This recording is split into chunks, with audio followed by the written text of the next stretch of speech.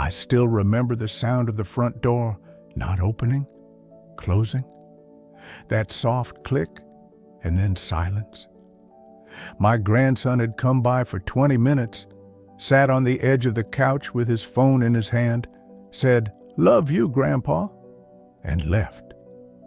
And I sat there in that quiet living room, staring at the spot where he'd been sitting, and I felt something I never thought I'd feel about my own flesh and blood. I felt like a stop on his way to somewhere else. I want to be honest with you, because I think that's the only way any of this means anything. There was a time, not too long ago, when I dreaded the holidays. Not because I didn't love my grandchildren, I loved them more than my own life, but because I could feel them pulling away, and I didn't know why, and I didn't know how to stop it. I'd hear the car pull into the driveway, and instead of joy, I'd feel this tight knot in my chest, this fear that today would be another quiet, polite, empty visit. 20 minutes, maybe 30 if I was lucky. A hug that felt more like a formality than a feeling. And I'm ashamed to admit something to you now. I used to blame them. I used to sit in my recliner after they left and think, kids these days, they don't know how good they have it. They don't understand family the way we did. But that night, the night of the closing door, something in me broke open, and for the first time, I stopped blaming them and started asking myself a much harder question. What if it isn't them? What if it's me? That question kept me up that whole night. I lay there next to my wife, staring at the ceiling fan, turning slow circles in the dark, and I thought about my own grandfather and how I used to actually run, to his porch every single summer. I thought about what he had that I didn't, and I couldn't sleep because deep down, I already knew the answer was going to change everything. I know you felt this too. Maybe not in the exact same way, but I know that ache, that feeling of loving someone so much it hurts and watching them slip a little further away each visit, each phone call, each birthday. I know what it's like to sit by the phone on a Sunday afternoon, willing it to ring, and when it finally does, feeling this flood of relief so strong it almost brings tears to your eyes. I know what it's like to hear, "We're so busy right now, Grandpa," and to say, "Of course, sweetheart, I understand," out loud, while something inside you quietly breaks. I know what it's like to buy the good snacks, the ones the grandkids love, and watch them sit untouched on the counter because this time they didn't stay long enough to eat. I've talked to so many people my age over the years, at church, at the pharmacy, in line at the grocery store, and I've heard the same story again and again, just wearing different clothes. A grandmother who told me her grandkids call her Grandma's house instead of just Grandma, like she's a location instead of a person. A man I met at the VA who said his grandson hadn't visited in 8 months, and when I asked him why, he just looked down and said, "I don't know what I did wrong." That's the thing nobody tells you about growing older. Nobody warns you that the hardest part isn't the aches in your knees or the pills lined up on the kitchen counter. The hardest part is watching the people you love most treat you like an obligation instead of a joy. And I read something once from a family psychologist named Dr. Laura Markham that stopped me cold. She said that children, even grown children, even grandchildren, don't remember what we said to them nearly as much as they remember how we made them feel in our presence. And when I read that, I thought about my own visits, and I realized with a heavy heart exactly how my grandchildren might have been feeling in mine. Let me tell you about my granddaughter, Emily. She was 12 the year everything changed for me. She used to come over every other weekend, and somewhere along the way, those visits had turned into her sitting in the corner of my den with her earbuds in, answering my questions with one word, waiting. I could feel her waiting for her mother to come pick her up. One Saturday, I decided to try something different, not because I had a plan, but because I was desperate. I sat down on the floor next to her, my old knees screaming at me the whole way down. And I didn't ask her about school or her grades or any of the things grown-ups always ask. I just asked her, "What's the funniest thing that happened to you this week?" And I watched her face. I watched this little shift happen, like a curtain pulling back just an inch. She looked at me, surprised, like nobody had asked her that in a long time.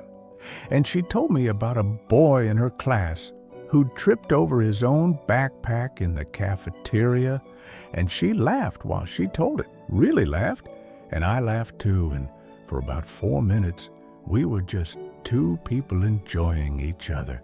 That night after she left, I sat in my den and I thought about that moment for hours. 4 minutes. That's all it took to see my granddaughter's whole face light up. And I thought about all the visits before that, all the "how was school" and "are you eating enough vegetables?" Questions that weren't really questions at all. They were just noise filling up the silence between us. I hadn't been building a relationship. I'd been performing one. I didn't realize it then, but I was slowly losing them. One polite, forgettable visit at a time. And what happened next changed everything for me. I decided that the very next time any of my grandchildren walked through that door, I would ask them one simple question, the same kind of question I'd asked Emily. And I would actually listen to the answer like it was the most important thing anyone had ever told me. Because I think somewhere along the way, in all my years of being a provider and a protector and an advisor, I had forgotten how to simply be curious about the small, funny, ordinary moments of their lives. So here's what I started doing, and I want to share it with you because it cost me nothing but a little bit of humility, and it gave me back my grandchildren. Every single time one of my grandkids walked through my door, I made it a habit, one small daily habit, to ask them one genuine question about their world, and then I stopped talking. I mean it. I closed my mouth and I let the silence sit there, uncomfortable as it was at first, until they filled it. What made you laugh today? What's something weird that happened this week? Is there a song you can't stop listening to right now? Nothing about grades, nothing about chores, nothing that sounded like an inspection. Just curiosity offered freely with no strings attached. At first, I got shrugs. I don't know. I'll be honest with you. That first week, I almost gave up. I thought, this isn't working. I'm an old fool sitting here trying to talk like these kids talk. But I read something from a Harvard study on child development that stayed with me. Researchers found that children open up not when they're asked more questions, but when they feel like the person asking genuinely has nothing else on their mind except them in that moment. No television playing in the background, no phone in my hand, just my full attention, like they were the only person in the world worth looking at. So I turned off the television. I put my phone in the other room, and I kept asking gently, patiently, day after day, visit after visit. And slowly, so slowly, I almost didn't notice it happening. The shrugs turned into sentences. The sentences turned into stories. My grandson started telling me about the video games he loved, and instead of dismissing it the way I used to, I asked him to show me. I sat there, completely lost, watching him play, and he laughed at how bad I was at understanding it. And that laugh, that easy, real laugh, was worth more to me than anything else that whole year. That's it. That's the habit. One honest question asked with my whole heart, followed by real undivided silence to let them answer.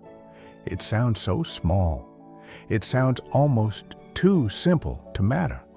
But I promise you, from the bottom of my heart, that small habit rebuilt bridges I thought had already collapsed. My home stopped being a stop on the way to somewhere else. It became somewhere they wanted to be. I don't know what your living room looks like right now, or how long it's been since you heard that front door close a little too quietly behind someone you love. But I want you to know something, and I want you to really hear it, the way I wish someone had told me years ago. It is not too late. It is never too late. You don't need more money to give them. You don't need a bigger house, or better toys, or a more exciting story than the ones on their phones. You need one honest question, asked with your whole heart, and the patience to sit in the silence until they trust you enough to answer it. That's all it ever was. That's all it will ever take. I think about my grandfather's porch sometimes, still, even now. I think about why I ran to it every summer, and I finally understand. It wasn't the porch. It was the way he looked at me when I got there, like I was the most interesting person he'd talked to all week. I get to be that person now for my grandchildren, and you get to be that person too for yours. So tonight, or this weekend, or the very next time that door opens and someone you love walks through it, try it. Ask one real question, then say nothing. Let the silence do the work. Watch what happens to their face. I promise you, from one grandparent to another, you will feel something in your chest you haven't felt in a long time. The feeling of being wanted, not just visited. And if this found you today, if some part of this stirred something loose in your heart, I hope you'll tell me about it. I hope you'll tell me about your grandchild and what you're going to ask them the next time they walk through your door. Because somewhere out there, a young person is waiting, without even knowing it, for someone to simply be curious about their small, ordinary, beautiful life. Let that someone be you.